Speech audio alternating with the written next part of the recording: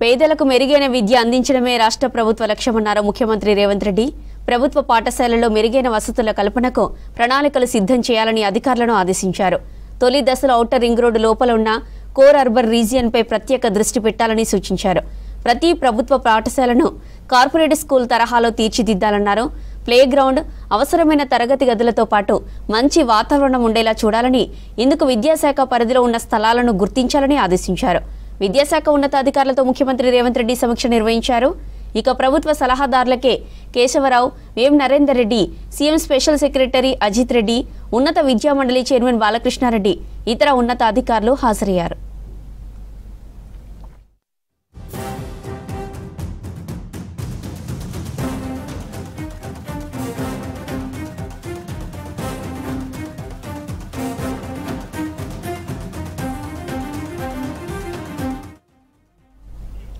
సరైన సౌకర్యాలు లేని పాఠశాలలను దగ్గరలో అందుబాటులో ఉన్న ప్రభుత్వ స్థలానికి తరలించాలని కోరారు సీఎం రేవంత్ రెడ్డి. నర్సరీ నుంచి 4వ తరగతి వరకు నూతన స్కూల్స్ ను పైలట్ ప్రాజెక్టుగా ప్రారంభించాలన్నారు.